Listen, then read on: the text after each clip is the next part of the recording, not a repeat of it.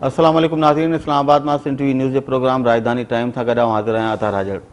नाज़रीन, हिन वक़्तु जॾहिं मुल्क में मुख़्तलिफ़ जेके नदियूं आहिनि, वॾियूं नदियूं, वॾा दरिया आहिनि, उन्हनि में ॿोॾि जी सूरत हाल आहे।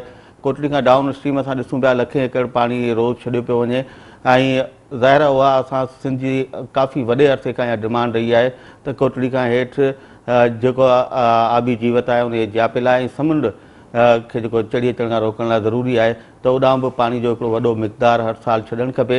त उहो त हिकिड़े जाइज़ हिकिड़ो मुतालबो बि आहे सिंध जो ऐं पाणी वञे थो त सिंध जा माण्हू उन ते ख़ुशि बि थियनि था। पर उन सां गॾोगॾु जेकॾहिं सिंध में जेके पोछड़ी जा आबादगार आहिनि मुख़्तलिफ़ वाहन ते उन्हनि वटि पाणी न हुजे, दरिया में ॿोॾि जो ख़तरो हुजे, असांखे बैराज टुटण जो ख़तरो हुजे त इहा ॻाल्हि सम्झ में नथी अचे। काफ़ी अरसे खां असां हितां प्रोग्राम कंदा रहिया आहियूं जंहिंमें इर्सा जो मौक़ुफ़ बि असां पंहिंजे नाज़रीन जे साम्हूं रखियो आहे। पंजाब जो हिन वक़्त ताईं जेको मौक़ुफ़ रहियो आहे, सिंध हुकूमत विढ़ंदी रही आहे त सिंध छो त सभिनी खां हेठि आहे सूबो, पोछड़ वारो सूबो आहे, त पंजाब ऐं ॿिया सूबा जेके आहिनि उहे सिंध जो हिसो पाणी खणी था वञनि, मोड़ में वेठा आहिनि, उनखे उनजो फ़ाइदो आहे। सीजे link canal, TP link canal जॾहिं बि खुलंदा आहिनि त असां हुन ते पंहिंजो आवाज़ु भरपूर नमूने उथारींदा आहियूं।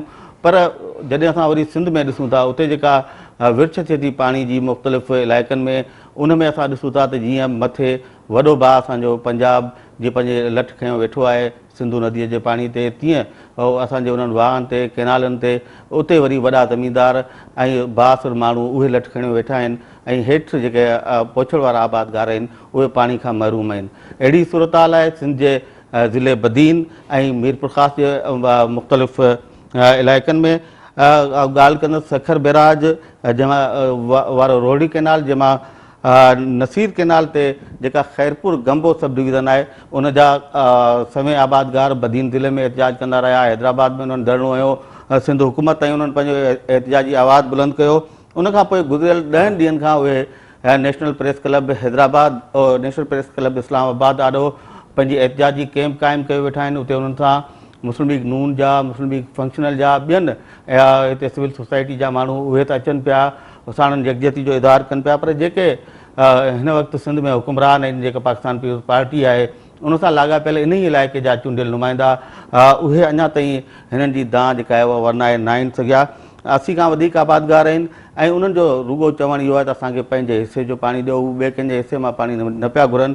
पर ऐं हिते जेका दांह उन्हनि जी आहे उहा दांह आहे supreme court of Pakistan J chief justice खां जे आॾो, ऐं हू चाहिनि था त चीफ जस्टिस हिन मामले जो नोटिस वठे ऐं हुननि सां इंसाफ़ कयो वञे। असां अॼोके पंहिंजे हिन प्रोग्राम में इन ई इशू ते ॻाल्हाईंदासूं ऐं असांखे जॉइन कयो आहे सिंध आबादगार एसोसिएशन जे सदर पीर फयाज़ राशिदी साहिबु ऐं हुन सां गॾु मौजूदु आहिनि एसोसिएशन जा जॉइंट सेक्रेटरी महमूद ख़ान दलवानी साहिबु। साईं तव्हांखे भलीकार चऊं था। सभिनी खां पहिरीं साईं हाणे ज़ाहिर आहे सूरत हाल त तव्हां सॼी मीडिया जे साम्हूं बार बार रखी आहे, बदीन मां बि इस्लामाबाद पहुचण खां पोइ बि तव्हां मुख़्तलिफ़ जेके एहतिजाज कया उनमें बि तव्हांजो सॼो मौक़िफ़ त साम्हूं अची वियो आहे। ओवरऑल जेका सूरत हाल आहे उते पाणी ज़ाहिर आहे नसीर केनाल खे त पंहिंजे हिसे जो पूरो पाणी मिले पियो, जेको बि वाटर अकार्ड तहत आहे, जेका एलोकेशन रखियल आहे मुख़्तलिफ़ वाहन जी, उहो पाणी मिले पियो। ऐं टोटल नसीर केनाल जूं 3 सब डिवीज़नूं आहिनि, उन मां टंडो अलायार वारी ऐं चांग सब डिवीज़न उन्हनि में बि पाणी मिले पियो। तव्हांजी सब डिवीज़न खे पाणी नथो मिले, उनजे पोयां असल में तव्हां सम्झो था त बुनियादी तौर ते ॾोह कंहिंजो आहे, केरु माण्हू आहिनि जेके तव्हांजो पाणी रोकियो वेठा आहिनि, जो हुकुमरान जेके आहिनि सिंध जो वॾो वधीक तव्हां सां वाइदो करे थो पर उनजे बावजूदि हू पंहिंजो वाइदो पूरो करण जी पोज़ीशन में न आहे। त छा वधीक बासुर माण्हू आहिनि जेके हुकूमत खां ऐं अदालतुनि खां मथां आहिनि? साईं ॻाल्हि इहा आहे त जेके 2 सब डिवीज़नूं आहिनि उन्हनि खे पंहिंजे हिसे जो पाणी मिले थो, पंहिंजे हिसे जो न पराए हिसे जो बि पाणी मिले थो। जेके पहिरियूं 2 सब डिवीज़नूं आहिनि टंडो अलायार ऐं चांग आहे, ऐं दावा सां चवां थो तव्हां कैमरा जे अख सां हली ॾिसो त उहे 100% आबाद आहिनि। जॾहिं त कानून आहे त नसीर केनाल ते टंडो अलायार, चांग, ख़ैरपुर गंबो सब डिवीज़न जा जेके बि ज़मीनदार आहिनि उहे बराबरि जा हक़दार आहिनि। गर्मियुनि जी सीज़न में उन्हनि खे 27-28% ज़मीन आबाद करणी आहे, ॿी ज़मीन पंहिंजी उन्हनि खे ग़ैर आबाद छॾणी आहे। ऐं हिन कणिक जी सीज़न में 50 खां 52%। ॿी ॻाल्हि, जेके वॾा क्रॉप्स आहिनि, घणो पाणी खणण वारा क्रॉप्स आहिनि, जीअं केलो आहे, कमंद आहे ऐं सारियुनि ते त मुकमिल पाबंदी पियल आहे। पर तव्हां टंडो अलाए यार ऐं चांग जी विज़िट कंदव त तव्हांखे उहे पाबंदी पियल जेके फ़सुल आहिनि तव्हांखे सरसब्ज़ लहलाईंदा नज़र ईंदा। 100 सैकड़ो ज़मीनूं आबाद आहिनि। यकीनन उहे जेके ज़मीनूं आबाद थियनि थियूं ख़ैरपुर गंबो सब डिवीज़न जा जेके नंढा ग़रीब काश्तकार आहिनि उन्हनि जे पाणीअ ते आबाद थियनि थियूं। उन्हनि जे हिसे जो जेको पाणी आहे उते बाअसर माण्हुनि खे ॾिनो थो वञे। उन्हनि में अक्सरियत हर हमेशह हुकूमत वारनि जी हलंदी आहे, अक्सरियत हुकूमत वारनि जी आहे। हा, पोइ उन में जंहिंजे खीसे में ॿ रुपया आहिनि, इरीगेशन जा दुकान खुलिया पिया आहिनि करप्शन जे लाइ, जेको बि ॿ रुपया ॾिए थो उन खे पाणी मिले थो। पर ॻाल्हि इहा त उहो जेको बि पाणी आहे ख़ैरपुर गंबो जो उहे मथियनि ॿियनि सब डिवीज़ननि में वञे थो। काइम अली शाह असां सां वाइदो कयो, मूंखे नथो सम्झ में अचे त जॾहिं सिंध जो वज़ीर आला मीडिया जे साम्हूं अची बयानु ॾिए पंहिंजे सेक्रेटरी इरीगेशन जे लाइ त हीउ कूड़ो आहे, हीज़ अ लायर, हिन मूंसां कूड़ हयो त मूं पाणी पहुचाए छॾियो आहे, हिते भींग लॻी पई आहे। केरु आहे आपाची सेक्रेटरी? बाबर आफंदी साहिबु। काइम अली शाह बदीन पहुता हुया। जॾहिं उन्हनि खां सुवाल जवाबु कयो वियो, असां पंहिंजो दर्द हुनजे साम्हूं रखियोसीं त साईं तव्हां जेके 17 डायरेक्ट आउटलेट वाटर कोर्स ॾिना आहिनि इन्हनि हणी असांजी चेल भञी छॾी आहे। थोरी घणी जेकॾहिं पाणीअ जी खोट हुई त तव्हां पंहिंजे सवाबदीदी इख़्तियारात जो हिकिड़ो ग़लति इस्तेमालु कंदे पंहिंजे पार्टीअ खे नवाज़ण लाइ, पंहिंजे माण्हुनि खे राज़ी करण लाइ असां मिसकिननि जो पाणी तव्हां उन्हनि खे ॾेई छॾियो आहे। महिरबानी करे तव्हां नज़रसानी करे, असीं बि सिंध जा रहाकू आहियूं, सिंध जे पाणीअ ते असांजो बि हक़ु आहे, असांखे पंहिंजे हिसे जो पाणी ॾियो। साईं वाइदो कयो, पर इहे वर्ड साईं क्लियरली चया, मीडिया ते ऑन द रिकॉर्ड आहिनि त सेक्रेटरी इरीगेशन नाअहल आहे, हिन मूंसां कूड़ हयो आहे, हिते भींग लॻी पई आहे। पोइ जेकॾहिं सिंध जो वज़ीर आला जंहिं सेक्रेटरी खे कूड़ो सॼे उनजे ख़िलाफ़ु का कार्रवाई न करे सघे त पोइ असांखे पाणी कीअं मिलंदो? रहियो मसइलो, उहे माण्हू यकीनन उहे माण्हू काइम अली शाह खां बाअसर आहिनि, छो त साईंअ जी जेका सीट बीठी आहे वज़ारत आला जी, उन जा पावा उहे आहिनि, उन जी ताक़त उहे आहिनि, उन्हनि में MPAs आहिनि, उन में MNAs आहिनि। साईं काइम अली शाह खे अलाह एतिरी का तौफ़ीक़ ॾिए त सिंध जे ग़रीब माण्हुनि लाइ, मारूअड़नि लाइ उहे पंहिंजा 10-20 जेके MPAs MNAs मिसकिननि जे हिसे जो पाणी पीअंदा उन्हनि खे नाराज़ करे उन्हनि खे चवे। पर ॾिसण में ईअं थो अचे त साईंअ में एतिरी ताक़त कोन्हे का त उन्हनि खे सच चई सघे त बाबा तव्हां पंहिंजो पूरो पाणी पीओ, जेको नाजाइज़ कयो था उन खे तव्हां ख़तमु कयो। काइम अली शाह सची नियत सां हिकिड़ो ॾींहुं वेही पंहिंजी कैबिनेट जी मीटिंग घुराए, जेके MPAs MNAs उन जा सियासी सपोर्टर्स नसीर केनाल ते अचनि था, सिर्फ़ु उन्हनि खे चवे ख़ुदा तहसी में तव्हां पाणी छॾियो, यकीनन असांजो इशू हल थी वेंदो। पर उहो नियतुनि मां हल कोन थो थिए। सही। धनवंत साहब, तव्हांजे साम्हूं रिपोर्ट पई आहे एशियाई तरक़ियाती बैंक जी, जेका सिंध जे आपाशी खाते कराई आहे उन्हनि खां। हाणे इहा रिपोर्ट त 2009 जी आहे, पर हाणे जेका ॻाल्हि तव्हां कयो पिया ॿिन्ही सब डिवीज़नुनि जी, जिन में टंडो लायर ऐं चांग सब डिवीज़न शामिल आहे, त कहिड़ा वॾा माण्हू आहिनि जिन जा वाटर कोर्स आहिनि जेके 200 सैकड़ो 300 सैकड़ो 700 सैकड़ो ताईं बि जिन पाणी वधीक कयो आहे? हीअ रिपोर्ट जेका आहे इहा 13 अगस्त 2009 ते शाया थियल आहे। हीअ आहे तक़रीबन 55 DOs वाटर कोर्स, ठीकु आहे न। हाणे 64 55 अञा जेके 14 DOs आहिनि जेके इहे वरी जेको 10 में 11 में 12 में इहे जेके रिलीज़ कया आहिनि साईं काइम अली शाह कया आहिनि, इहे जेको तक़रीबन मुख़्तलिफ़ जेको कुझु अहिड़ा DOs आहिनि साईं जेके हिकिड़ो आहे इमदाद पिताफ़ी जो DOs आहे, ठीकु आहे न, जेको MPA जो आहे, उहे 2 करोड़ रुपया वरिता आहिनि साईं काइम अली शाह, ठीकु आहे न। पाण त शायदि वरिता अथसि या ॿिए कंहिं दोस्त जी मार्फत आया आहिनि, उहो माना पैसनि ते बि थिया आहिनि सियासी बुनियाद ते।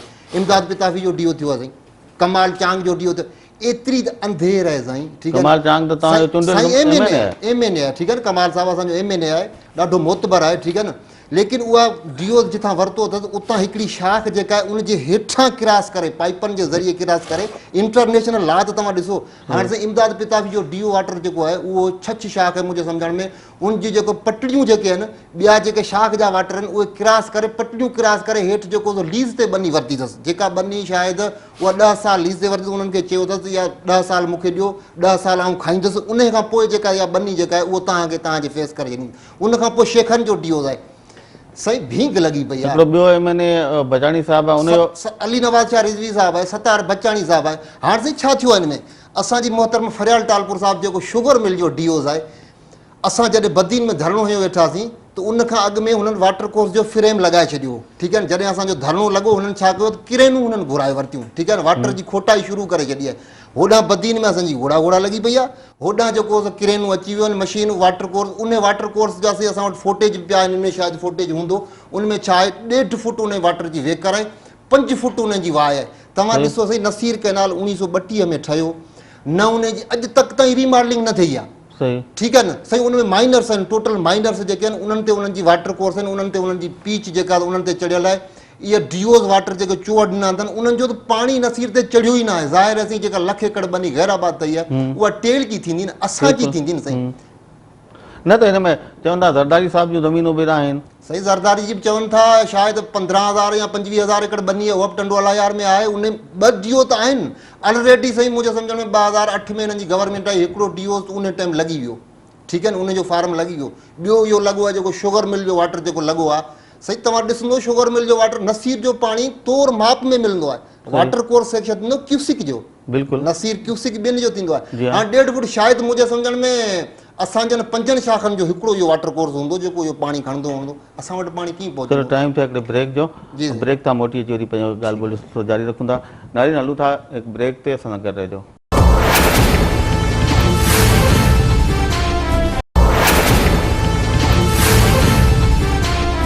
नाज़रीन, प्रोग्राम में ॿीहर भलीकार।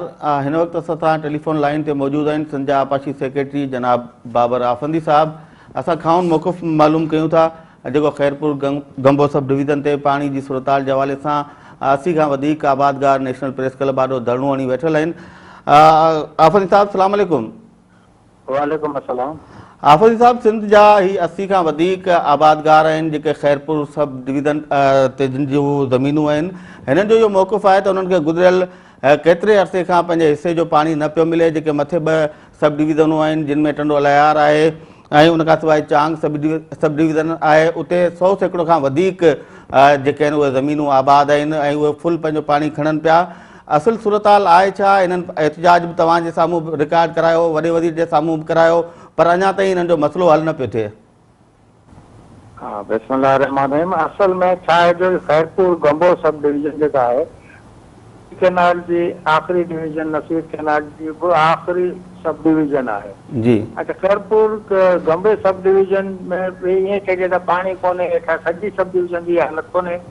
जेके शाखनि जी कुछ शाखनि जी पुछड़ियनि में पानी, मतलब सॼी शाख न पुछड़ियनि में पानी कोन पहुतो आहे। हुनजे कुछ रीज़न्स आहिनि, कुछ टेक्निकल रीज़न आहिनि, कुछ एडमिनिस्ट्रेटिव रीज़न्स बि आहिनि। टेक्निकल रीज़न त इहा आहे त सभिनि खां पहिरीं त हीअ आहे टेल जी सब डिवीजन आहे। तव्हांखे ख़बर आहे Naseer canal tail sub division आहे। सॼो दरिया जो जेको बि सिल्ट हूंदो आहे उहो ईंदो आहे ऐं टेल में उहो डिपॉज़िट थी वेंदो आहे। इहो जेको सिस्टम जो प्रॉब्लम आहे तमामु घणो। सही डीसिल्टिंग अच्छा तमामु वॾा पैसा खपनि, हर साल इन जी सिल्ट सॼे नसीर केनाल जी थियणु खपे। जेका पैसा हेतिरा कोन हूंदा आहिनि जो सॼे जी कराए, पर पोर्शन में असां डीसिल्टिंग कराईंदा आहियूं जेको का हुनजे करे। हिननि जो जेको आहे त पोयनि कुझु ॾींहंनि खां वक़्तु पाणी मिले थो, वरी खुटी थो वञे, वरी सिल्टिंग जो सिल्ट ॿार थी वेंदा आहिनि। इन हिकिड़ो रीज़न त इहो आहे। कुझु रीज़न इहो बि हूंदा आहिनि त किथे किथे लॉ एंड ऑर्डर जे करे टेम्परिंग वग़ैरह ईंदो आहे, उहो बि थींदो आहे। FIR वग़ैरह कटायूं था, उहो करे हीउ आहे हिकिड़ो रीज़न जेको न। पर हाणे 10-15 ॾींहंनि खां त माशाल्लाह हिननि खे पाणी ठीकु आहे। टेल में जेके बि असांजी जेके आहिनि सब डिवीजन में रोटेशन आहे, हिते टेल सब डिवीजन में रोटेशन थींदी आहे, छो जो एट अ टाइम इहो हिनखे रिमॉडलिंग जी ज़रूरत आहे। जेसिताईं रिमॉडलिंग न थींदी रोटेशन में हलंदी। रोटेशन में हफ़्तो शाख बंदि हूंदी आहे, हफ़्तो खुली हलंदी आहे। इहो इरिगेशन में होता त जे इंश्योर कजे टेल के हफ़्तो हफ़्ती रोटेशन कई वेंदी आहे। साईं, ख़रीफ़ जो जी मुंद ख़तमु पई थिए, हाणे त रबी जूं तयारियूं पई थियनि सिंध में। तव्हां हिन वक़्तु पाणी ॾिनो आहे त कहिड़ो उन्हनि खे फ़ाइदो कहिड़ो थींदो हिन वक़्तु पाणी ॾियण सां? खरीफ़ में बि मां तव्हांखे ॿुधायुमि त को सॼी sub division total sub division खां इहो कोन्हे। उन सब डिवीजन में कुझु शाखूं आहिनि जिन जी टेलनि में इहो प्रॉब्लम रहियो आहे। पाणी वधो बि आहे, पाणी वरी हुन में खुटियो बि आहे। वॾे में वॾो प्रॉब्लम इहो सिल्टेशन जो आहे। सिल्टेशन जो ॿियो हुन खां पोइ कुझु वाटर टेम्परिंग बि थींदी आहे, जंहिंजे लाइ असां FIR कटाईंदा आहियूं, हुनखे मतिलबु हुननि जे लाइ पनिशमेंट बि कंदा आहियूं। पोइ हुनजे करे बि कुझु प्रॉब्लम्स थिया आहिनि। न सही, ही जेके ही ॾिसो हाणे जेको असांजो लॉ आहे उन मूजिबि जेके मथे 2 सब डिवीज़नूं आहिनि उते आबादगारनि खे 17 सैकड़ो खां 52 सैकड़ो ताईं पोखी करणी आहे। 27 खां 52 सैकड़ो ताईं उते 100% उहा पोखी थी पई आहे। डीसिल्टिंग केरु कराईंदो, उहो ज़िमेदारी कंहिंजी आहे? दायरा आबादगार ऐं असांजो आपाशी खातो गॾिजी थो कराए। उहा डीसिल्टिंग न थी आहे, हुन में लापरवाही कंहिंजी आहे? उहो हिकिड़ो इशू टेक्निकल थी सघे थो। उन खां सवाइ 17 डायरेक्ट आउटलेट तव्हां सेंक्शन कया आहिनि। 17 डायरेक्ट आउटलेट 17 का कोन थिया आहिनि, 17 का घटि थिया आहिनि, 17 चवनि था 17 7 या 3 ईअं थिया आहिनि डायरेक्ट आउटलेट सेंक्शन, पर उहो उन्हनि जो बि ग्राउंड हूंदो आहे। ॾिसो न, हिकिड़ो डायरेक्ट आउटलेट त हाई कोर्ट पाण बि चयो आहे त हिनखे ॾियो, छो जो पाणी हुनखे ॿिए जेके शाखो सेंक्शन और टेल मां हुननि खे प्रॉब्लम हुयो छा हो त ज़मीननि खे अहिड़ा प्रॉब्लम हूंदा आहिनि त डायरेक्ट आउटलेट सेंक्शन कंदा आहिनि, ऑफिशियल हूंदो आहिनि, उहो को गैर कानूनी कोन हूंदा आहिनि। सही न, पर सही जॾहिं असां पंजाब वटि पंहिंजो केस रखूं था तॾहिं त असांजो इहो हूंदो आहे त पंजाब असांजो पाणी खयो वञे, सिंध खे पाणी हिसे जो नथो मिले। पंजाब जो मौक़िफ़ हमेशह इहो रहियो आहे त सिंध वारा पाणी वधीक था इस्तेमालु कनि, वाटर लॉगिंग थी वई आहे, असांजो वाटर अलाउंस वधीक आहे, इहे सभु इशू पंजाब जवाबु ॾींदो रहियो आहे। हाणे जेकॾहिं वरी सिंध में अचूं, असां इंटरनल जेका डिस्ट्रीब्यूशन आहे उते बि त हाल त साॻियो थो थिए आबादगारनि सां, मोड़ वारा खणियो वञनि पाणी, टेल वारा वीचारा ईअं ई दाऊं पिया कनि हमेशह। ॾिसो हाणे जेके तव्हां ॻाल्हि कई त पंजाब वारा ईअं था कनि, ॿिए सूबे ते को कॉमेंट कोन कंदुसि त पंजाब में छा थिए पियो न पियो थिए हुनजे बारे में मां कोई कॉमेंट नथो करे सघां, न को चवंदुसि। बाक़ी वाटर लॉगिंग जी ॻाल्हि कयो था, पंजाब में बि वाटर लॉगिंग आहे, रहीमयार खान में हिते ट्यूबवेलनि जी वॾी वॾी स्कीमूं आहिनि, मोना प्रोजेक्ट हूंदो हुयो रिक्लेम करण लाइ ज़मीनूं, वाटर लॉगिंग जो उते बि प्रॉब्लम आहे। वाटर ही असां टेल में आहियूं, असांजे टेल हिन में वाटर लॉगिंग जो बि प्रॉब्लम थींदो आहे ऐं सिल्टेशन जो बि प्रॉब्लम, इहे ॿई प्रॉब्लम हिते थींदा आहिनि। इन करे कंहिं ॿिए सां कंपेयर करणु असांजे अंदरि प्रॉब्लम्स आहिनि, पंजाब जा असांजा प्रॉब्लम कंपेयर नथा करे सघूं असीं। न सही, तव्हां शायदि सवाल मुंहिंजो सम्झो कोन, मुंहिंजो असां जॾहिं पंहिंजो केस विड़ूं था सिंध वारा पंजाब सां त उन वक़्तु असां त चवंदा आहियूं असांखे पंहिंजे हिसे जो पाणी ॾियो, असांजी मर्ज़ी आहे, असां वटि सिस्टम सही कोन्हे, असां वटि वाटर लॉगिंग आहे, अलाउंस अकार्ड में जेको पाणी तव्हां असांजो मञियो आहे उहो असांखे ॾियो, इहो ई असांजो मौक़िफ़ हूंदो आहे पंजाब जे साम्हूं। बिल्कुलु बिल्कुलु ईअं ई जेके असांजा वाटर कोर्सिस आहिनि, असांजा वाह आहिनि, ही सब डिविज़नूं आहिनि, इन्हनि जो पाणी जेको एलोकेट थियल आहे उहो त तव्हां हिननि खे ॾींदो या कोन ॾींदो? बिल्कुलु ॾींदासीं ऐं ॾियूं बि था। उन ते ई साईं कायम अली शाह जॾहिं बदीन में हिननि सां मिलिया, उन्हनि 3 ॾींहंनि जो वाइदो कयो, कमिश्नर ऐं DIG हैदराबाद जी सरबराही में कमेटी बि ठही, पर उहो वाइदो बि अॼु ताईं वफ़ा कोन्हे थियो। आख़िर मसइलो छा आहे ऐं हिननि खे वाक़ई पाणी मिलंदो या कोन मिलंदो? ईअं कोन्हे, जीअं साईं कायम अली शाह साहिबु हुयो, कमेटियूं ठहियूं, एक्शन थियो हुयो ऐं जेके टेम्पररी ऐं रेगुलेटरी हुकूमत कई वई हुई ऐं रनिंग वाटर में डिसिल्टिंग बि कराईसीं। हालांकि रनिंग वाटर में डिसिल्टिंग जो एतिरो असरु कोन थो पए, ऐं उहो मसइलो हल थियो, पर छा आहे त वरी ॿीं जी पेशेंगोई थी वई।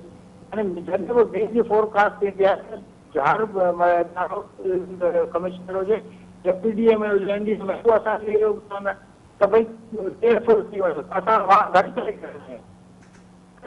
नेचुरली टेल ते असरु पए थो। ही ॾिसो न ग्राउंड रियलिटी में तव्हां ॾिसो।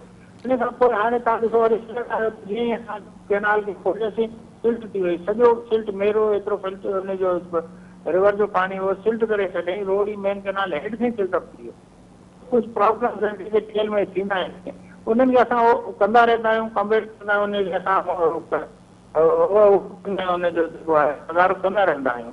त प्रॉब्लम कुझु न कुझु टेल ते थियो आहे, थींदो इनशाला आईंदा कोन थींदो। हुनखे असां कयूं था पिया रिमॉडलिंग जी स्कीम पिया ठाहियूं ऐं लाइनिंग कुझु हुन में असां कयूं था पिया त टेल वारी शाखूं जेके आहिनि उन्हनि खे लाइनिंग कराए सघूं। इनशाला हिन साल इहो प्रोग्राम में शुरू कयूं था। राइसी साहब, वाक़ई सिल्टिंग वारो प्रॉब्लम आहे जेके आफ़रीन साहब चवनि पिया? साईं आफंदी साहब जे ॻाल्हियुनि में त किथे बि का उमेदु नथी नज़र अचे त को आबादगारनि खे, टेल वारे आबादगारनि खे पाणी मिलंदो। 6 महीना थिया आहिनि असां मुसलसिल चीखो पुकार कंदा था अचूं, असांजी जेका आहे उहा सॼी फुटिन वारी सीज़न ख़तमु थी वई, साईं जी अञा इनशा ताला जारी आहे। साईं जेको टेक्निकल इशू ॾिए थो त डीसिल्टिंग कोन थी आहे, सिल्ट बार थी थो वञे, तव्हां सम्झो त शायदि अञा वधीक को पैसो खपे थो पंहिंजी ज़रूरत जे आधार ते। जिन ते पैसा त हर साल ईंदा रहनि था, उहे सही इस्तेमालु नथा थियनि, सही पैसा इस्तेमालु नथा थियनि, केरु नथो करे, इरिगेशन नथी करे। साईं चवे थो पाणी पुॼायो आहे, उते ई हिकिड़ो टेक्निकल मौक़िफ़ ॾिए थो त हिते पाणी पुॼणु मुमकिन कोन्हे। साईं जी ॻाल्हि खे मूंखे सम्झ में नथो अचे त कहिड़ीअ खे सच मञा। जेको सिल्ट बार आहे उन जे करे पाणी पुछण ते पुॼी न सघंदो, साईं जी इन ॻाल्हि खे सचो मञा या साईं चए थो त कुझु मां पाणी पहुचायो, साईं फ़ैसिलो करे हिन मां। आफ़रीन साहब, हीउ जेको चवनि था त डीसिल्टिंग लाइ त बजट हूंदो आहे न हर साल?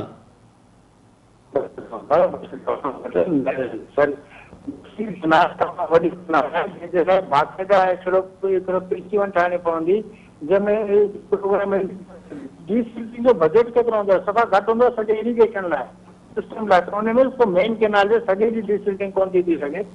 कराइणो। ॿियो ॿी साईं मूंखे साईं चयो त घटि में घटि ॻाल्हि त मञे त पोइ 15 ॾींहंनि खां टेलनि में पाणी आहे। भला अॼु जी तव्हां कंहिं रिपोर्टर खे मोकिलियो त ॾिसो त हिननि जे टेलनि में आहे पाणी। एफर्ट्स वठूं पिया, टेलनि में पाणी पहुचायूं पिया। हींअर बि पाणी तव्हांजे जेके साईं वारी जेके बि सभु रोटेशन में जेके शाखूं खुलियल आहिनि उन में टेल में पाणी अॼु बि आहे। माफ़ कजो साईं, माफ़ कजो साईं, हींअर थोरा पाणी मथे वांदा थिया आहिनि जेको 6 महीननि में असां आबादगारनि खे करोड़नि रुपयनि जो नुक़सानु थियो। तव्हां सम्झो काटन जो 1 एकड़ लख रुपया ठाहे थो पियो। हज़ारे एकड़ जेके गैराबाद करे छॾियो उहो पाणी ॿियनि माण्हुनि खे ॾेई छॾियो। असांजी 6 महीननि जी बचनि जी रोज़ी रोज़गार उहो सॼो तबाह करे छॾियो। जीअं न कंहिं शइ खे ज़बरदस्ती मोगे ताईं वठी अचिबो आहे, कंहिं जॻह ताईं उहो रसो छिॾाए भॼी वञे, ईअं पाणी वापसि वञे थो। अॼु पाणी ॾियणु असां ते कहिड़ो अहसान आहे जॾहिं असां 6 महीना पीअण जे पाणीअ लाइ मारूम रहिया आहियूं, रेलनि जे आॾो आया आहियूं, जेलनि जे आॾो आया आहियूं। साईं वाकई 1 अप्रैल खां ख़रीफ़ शुरू थो थिए ऐं तव्हां अची सेप्टेम्बर जेको आख़िरी महीनो आहे ख़रीफ़ जो उन में पाणी ॾींदो त किथां थींदो फसल ताईं?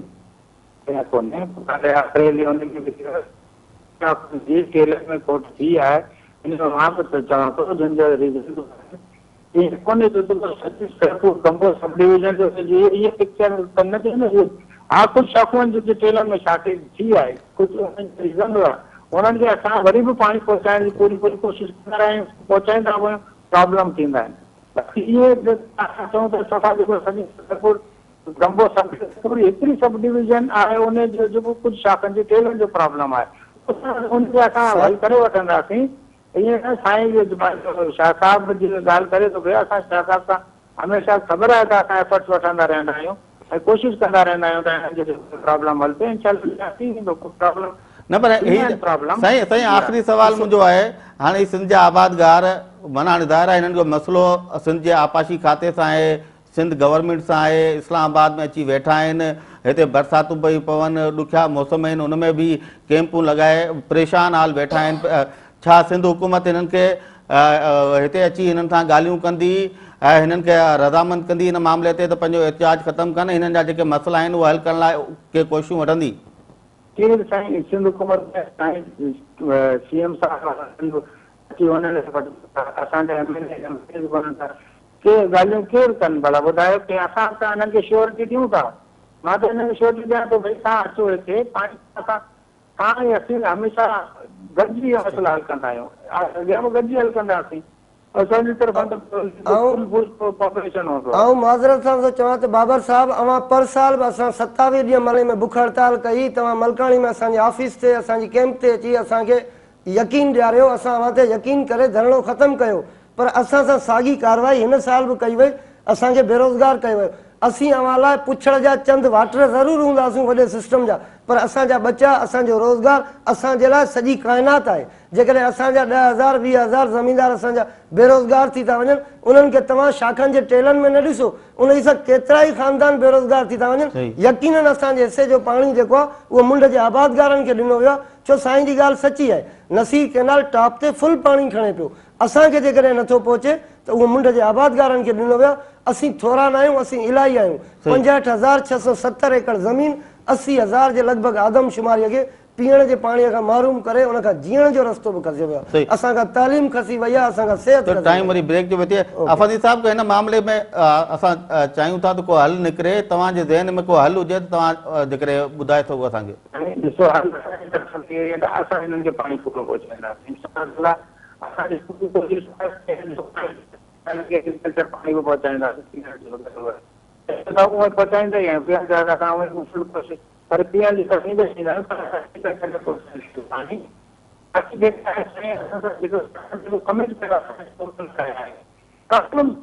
मां इहो चवां थो कुझु प्रॉब्लम थी वेंदा आहिनि, हिन में असां बाबर साहब अफ़सोस जी ॻाल्हि आहे, दरिया में पाणी वेंदे 2 महीना थी विया आहिनि, 2 महीननि खां नसीर कैनाल जा 80 किलोमीटर पाणी तय न पियो करे। राइसी साहब हाणे टाइम थियो ब्रेक जो। आफ़ादी साहब तव्हांजी वॾी महिरबानी, तव्हां असांखे टाइम ॾिनो ऐं असां उमेदु इहा ई रखंदासूं त हीअ जेके आबादगार सिंध जा आबादगार ऐं उहे बि सिंध जे सफ़ा पुठिते पियल ज़िले बदीन सां जिन जो तालुक़ु आहे ऐं पोछड़ जा आबादगार आहिनि, तव्हां हिननि जो मसइलो हल करण लाइ ज़रूरु के संजीदा कोशिशूं वठंदो। तव्हांजी वॾी महिरबानी। असां बिल्कुलु संजीदा कोशिशि वठंदासीं, बिल्कुलु हिनखे हथ कंदासीं। Thank you sir, thank you. Rajiv साहब, टाइम हिकु ब्रेक जो थियो आहे, ब्रेक सां मोटूं था, वरी पंहिंजी डिस्कशन जारी था रखूं। नाज़रीन, हलूं था ब्रेक ते, असां सां गॾु रहिजो।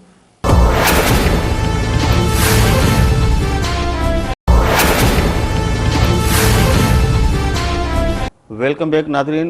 नाज़रीन, असां तव्हांजे साम्हूं सिंध जे आपाशी सेक्रेटरी जी जेका ॻाल्हि ॿोल आहे उहा ॾिनी, उन में उनजो जेको मौक़िफ़ हो असां चाहींदासूं त राजदीप साहिब खां ऐं दलवानी साहिब खां उन ते असां उन्हनि जी बि राय मालूम कयूं।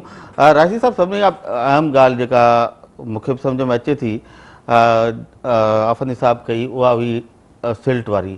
त ज़ाहिर आहे डिसिल्टिंग जेसिताईं न थींदी तेसिताईं पाणी कीअं वेंदो, ऐं डिसिल्टिंग लाइ तव्हांखे ख़बर आहे आपाशी खाते वटि बजट हिकिड़ो हूंदो आहे, ऐं उन खां सवाइ हिकिड़ो लाइनिंग वारो वाटर कोर्स जी लाइनिंग वारो प्रोजेक्ट, उहो बि मुशरफ जे दौर खां शायदि शुरू थियो आहे, अञा ताईं संजा वाटर कोर्स सभु पका न आहिनि थी सघिया। त इहो जेको जवाबु जेको टेक्निकल हिकिड़ो ॾियनि पिया, इहो केतिरे हद ताईं दुरुस्त आहे?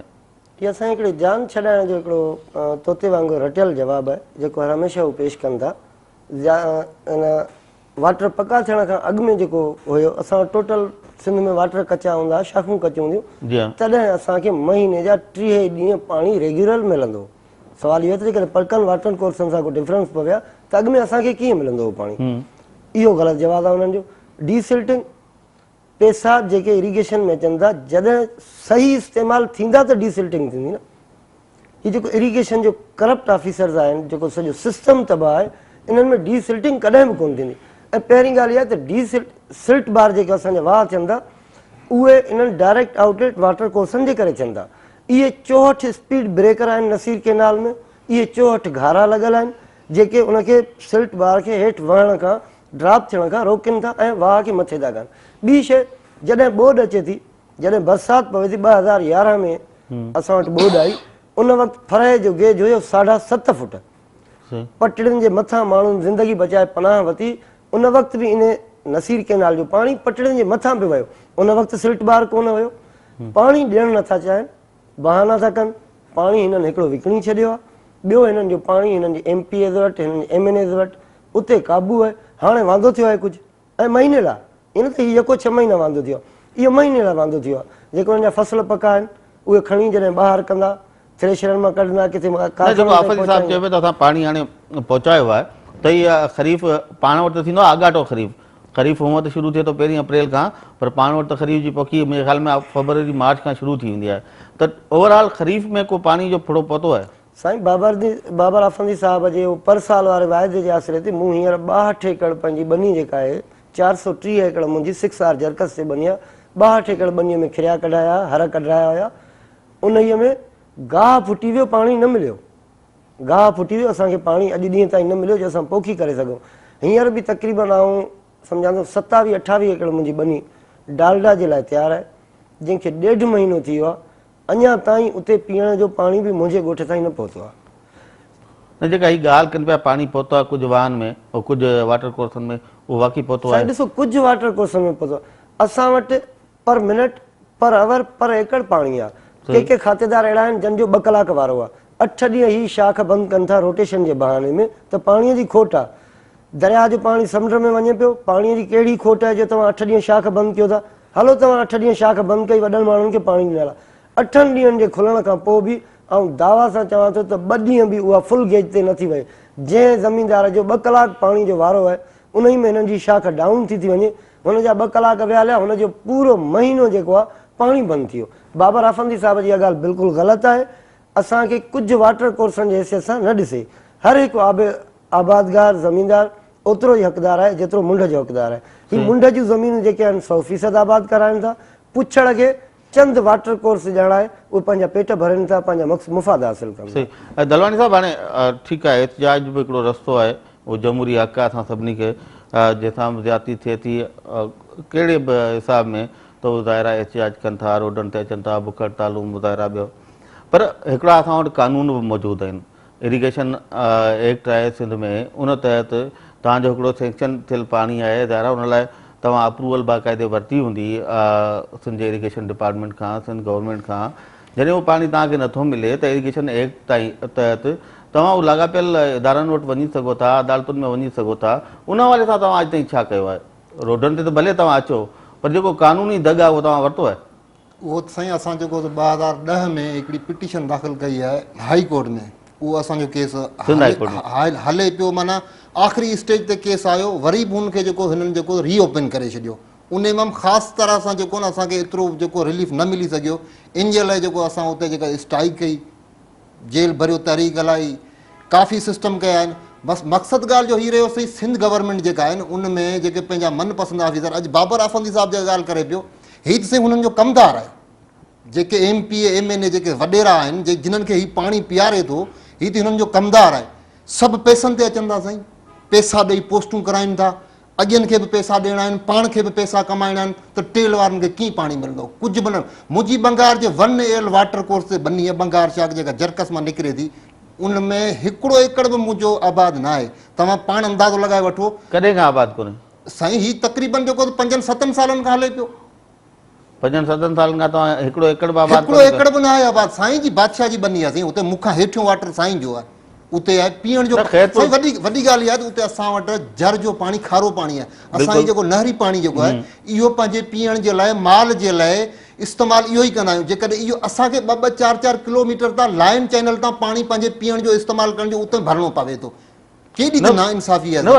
1,66,000 एकड़ जेका ज़मीन आहे ख़ैरपुर गंबे ते, उन मां केतिरी आबाद थींदी हूंदी? जेकॾहिं पाणी ज़ाहिर आहे तव्हां चओ त 2 कलाक आहे, उन मां 15 मिंट मिले थो, 10 मिंट उहो बि कुझु शाखुनि ते मिले थो, त उहो टोटल तव्हां ॿुधाए सघो था त इन मां केतिरी ज़मीन आबाद थी थी हर मुंद में? साईं छा ॿुधायूं, असांजा जेके ज़रख़ेज़ इलाइक़ा ॿुधाए रहा, हिन ते बि के बासिर सगारा माण्हू हूंदा न हिन सभु डिवीज़न में, या हिन में सभु? इहा गुज़िरियल दौर जी ॻाल्हि आहे। जॾहिं असां वटि फराहे ते पाणी पहुचंदो हुयो त जेके मुंड जा आबादगार हुया उहे कुझु न कुझु सुठी आबादी कंदा, ख़ुशहाल हूंदा। हाणे उहे बि असां वांगुरु रत जा ॻोढ़ा था रहनि। अॻे चंद वाटर कोर्सनि जो पाणी गुम हूंदो, हाणे पूरी सब डिवीज़न जो पाणी गुम आहे। तव्हां ईअं सम्झो त जिते पाणी 7 फुट हलणो आहे, उते जेकॾहिं फुट पाणी हलंदो, उहो सिर्फ़ु हिकिड़े वाटर कोर्स में विदाउट प्रेशर जे हलंदो, ज़मीन ते नथो चढ़े। न पर हिते हालेपोटे साहब वारा ॿिया इहे बि त ज़ाहिर बासिर ज़मींदार आहिनि, वॾा ज़मींदार आहिनि, हालेपोटे साहब वारा इहे मथे आहिनि न। इहे असांजा जेके लास्ट रेगुलेटर आहिनि, जीअं असांजी जरकस आहे, बंगार आहे, खोस्की आहे, आइलपुर आहे, बागो आहे, सांगी आहे। साईं ॾिसो उनजो मुंड आहे न, उनजी लेंथ आहे न, उनजी लेंथ आहे 30-40 खे मिले पियो पाणी। साईं मुंड जेको सब डिवीज़न ख़ैरपुर गंबो जो दुंबाले ते फ़र्ज़ कयो, जेकॾहिं 8 फुट 9 फुट पाणी आहे त उहो क्यूसिक्स में वधि में 150-200 क्यूसिक आहे। उन्हनि खे बि पंहिंजो पूरो शेयर न पियो मिले। सही, उन्हनि खे पंहिंजो पूरो शेयर न पियो मिले। ईअं त उहे पंहिंजो हिसो वधीक पिया करनि। तव्हां यकीन कयो त सब डिवीज़न ख़ैरपुर गंबो में जेके DOs वारा आहिनि न, हाणे उहे बि रोअनि पिया, मथे खे ॾेई वेठा आहिनि। हीउ वॾो धाड़ो लॻल आहे। हिकिड़ो हुते कारोबार थी वियो आहे, तव्हांखे ॿुधायां, जेके MPs MNAs आहिनि उहे ज़मीनुनि खे ग़ैर आबाद कराए, सस्तियूं ज़मीनूं 10,000, 15,000, 20,000 रुपया एकड़ ते वठी, फाइल कच्छ में खणी साईं काइम अली शाह खां थी अची, जेॾीमहिल DA जो मोगो लॻाइनि था, 8 ॾींहंनि जे अंदरि उन जी साॻी ज़मीन जो रेट जेको आहे 10-10 लख रुपया थियो थो वञे। हलो ऐं दावा सां चवां थो इहो हुते कारोबार पियो हले। तव्हां ॾिसो त जेको बदतरीन दौर असीं जंहिंखे सॾियूं था, जेको डिक्टेटर जो दौर सॾियूं था, 11 सालनि में सिर्फ़ु हिकिड़ो DO ॾिनो वियो, को डॉक्टर सगीर आहे, उन USA मां अप्रोच कराई, गवर्नर हेलीकॉप्टर ते चढ़ी अची बीठो, तॾहिं हिकिड़ो DO लॻो।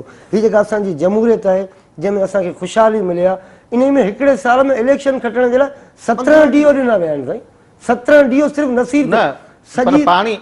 हाणे DO त 17 या 14 जेके बि ॾिना विया, पर आउं इहो बि पुछणु चाहियां त माज़ी में पाणी तव्हांखे मुशरफ जे दौर में जॾहिं अरबाब ग़ुलाम रहीम हुते हुयो, CM जॾहिं बेशक अरबाब ग़ुलाम रहीम जहिड़ो बि हुयो, जीअं बि हुयो, असांजे इलाइक़े जा माण्हू उनखे पाणीअ जे इशूअ ते मञनि था। पाणी जे लाइ उन कोशिशि कई, असां पंहिंजूं ज़मीनूं आबाद कयूंसीं, असां पंहिंजो रोज़गार कयोसीं। ऑन द रिकॉर्ड चवांसि, दावा सां चवां थो। त छा जीअं तव्हां हाणे ॻाल्हि कयो पिया, का सियासी दुश्मनी त कोन्हे? तव्हां किथे ॾिसो ॻाल्हि ॿुधो, हा ॿुधो, पीपुल्स पार्टीअ सिंध मां अक्सर सां खटियो आहे। असांजे इलाइक़नि मां काफ़ी पोलिंग स्टेशन्स अहिड़ियूं आहिनि जिते मुखालफ़नि खे 0 मिलियो आहे, टोटल पीपुल्स पार्टीअ खे वोट मिलियो। तव्हां ॿुधायो त हिते सियासी दुश्मनी किथां थी निकिरे? जॾहिं त जेके बेरोज़गार थियण वारा, पाणीअ लाइ सिकण वारा, सुकण वारा, उहे सभु पीपुल्स पार्टीअ जा माण्हू आहिनि। सिंध जो ग़रीब तबिको जेको आहे पीपुल्स पार्टीअ सां लाॻापियल आहे। हिते सियासी बख़ुदा सियासी इशू को बि कोन्हे को, हिन में पॉलिटिक्स का बि कोन्हे का। हिकु हक़ीक़त आहे, असांजी एसोसिएशन आहे जंहिंमें हर पार्टीअ जो माण्हू शामिल आहे ऐं असांजो त बाक़ाइदे मंशूर ठहियलु आहे जंहिंमें पॉलिटिक्स खां अलॻि रहण जो कसम खयल आहे। का बि बसि पॉलिटिक्स हाणे प्रोग्राम जो टाइम बि ख़तमु पियो थिए। हाणे तव्हां 10 ॾींहंनि खां वेठा आहियो नेशनल प्रेस क्लब जे साम्हूं ऐं जेको नज़र अचे पियो जेको ऐसे ई तव्हांजो मौक़िफ़ साम्हूं आया उन मां तव्हां चाहियो इहो पिया त चीफ जस्टिस ऑफ पाकिस्तान हिन मामले जो पाण मुरादो नोटिस वठे ऐं इंसाफ़ 64 डीओ वाटर कोर्स कैंसिल थियनि। इहे वाटर कोर्स कैंसिल बि थियनि ऐं प्लस इहो बि यकीनी बनाए त पाणी पहुचे टेल में हर हर्डल्स आहिनि उहे रिमूव थियनि विचूं, रुकावटूं सभु ख़तमु थी वञनि। सही रुकावट ॾिसो जॾहिं इहो डीओ जॾहिं इहे कैंसिल थींदा त ऑटोमेटिकली वाह जो पाणी केॾांहुं वेंदो। सही साईं हिकु हिकु डीओ मंज़ूर थियल आहे 3 क्यूसिक जो, उहो खणे पियो 40 क्यूसिक। जॾहिं इहे बंदि थींदा त असांखे सब डिवीज़न ख़ैर पियो 700 क्यूसिक ठहियो, ही 1100 क्यूसिक ॾियण लाइ तयारु हूंदा। सही न आउं रुगो ॻाल्हि इहा पियो पुछां त 10 ॾींहं त तव्हांखे थी विया आहिनि, इस्लामाबाद जूं मौसमूं ज़ाहिर तव्हांजे साम्हूं आहिनि, अची तव्हां ॾिठियूं आहिनि कल्ह सॼो ॾींहुं बरसाति लॻी पई ऐं हुन बरसाति में हिननि खेमनि में तव्हां रहो था, ॾींहुं राति वेठा आहियो हिते, त तव्हांजो छा आहे प्रोग्राम? अञा केतिरो अर्सो तव्हां इंतज़ारु कंदो चीफ जस्टिस हिन जो नोटिस वठे या अॻियां तव्हांजी हाणे हिकमत अमली छा हूंदी? अलाह जी ज़ात में उमेद आहे जेकॾहिं ज़ालिम पंहिंजे ज़ुल्म तां हथ नथो खणे त मज़लूम घटि में घटि पुकार ते हथ न खणे। असांजी इहा पुकार जारी रहंदी। असीं इस्लामाबाद में मौजूदु आहियूं, चाहे मींहं वसनि चाहे थधि पवे, छो त असांखे पोइ हिते जियापे जो रस्तो ई कोन्हे। पंहिंजे बचनि खे असां छा वञी बासियूं? असां हर तरह सां विढ़ंदासीं इस्लामाबाद में।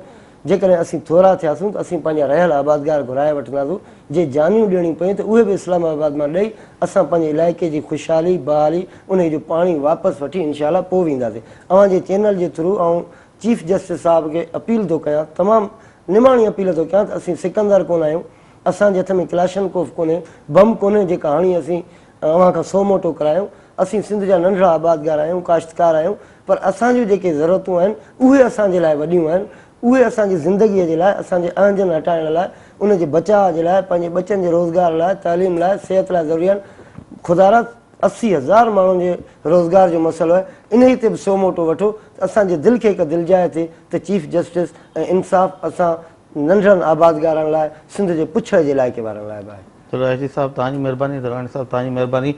ऐं नाज़रीन इहा हुई सिंध जे आबादगारनि जी हिकिड़ी दां जेका असां ज़ाहिर आहे सिंध में त एहतियाज अॻु में बि दोस्त करे रहिया आहिनि, पर वफ़ाक़ी गादी वारे शहर में असां चाहियो त हिननि जो जेको इहो आवाज़ु आहे, छो त मसइले जो हल वरी बि सिंध हुकूमत वटि आहे। वफ़ाक़ी हुकूमत जो डायरेक्ट इन इशू सां को बि तालुक़ु नथो ठहे सवाइ चीफ जस्टिस ऑफ पाकिस्तान जे, जंहिंमें उमेदु रखी आबादगार इस्लामाबाद पहुता आहिनि। पर सिंध हुकूमत जा जेके हिन वक़्तु इक़्तिदार में वेठल अॻवान आहिनि पीपल्स पार्टी जा, वॾो वज़ीर आहे, सिंध जो आपसी खातो आहे, असां उमेदु इहा ई था कयूं त हू पंहिंजनि माण्हुनि जो, पंहिंजे सिंध वासियुनि जो जेके नंढा आबादगार आहिनि उन्हनि जो जेको इहो एहतिजाज आहे इनखे ज़रूरु मान ॾींदा ऐं इन्हनि जे मसइले जे हल लाइ के संजीदा कोशिशूं वठंदा ऐं जेके रुकावटूं जिन जी ज़िक्र करे रहिया आहिनि असांजा इहे आबादगार दोस्त, उन्हनि रुकावटुनि खे हटाइण लाइ फौरी तौर ते का कार्रवाई ज़रूरु थींदी। ईंदड़ प्रोग्राम ते ई अता राजड़ खे ॾींदो इजाज़त। अल्लाह वाही।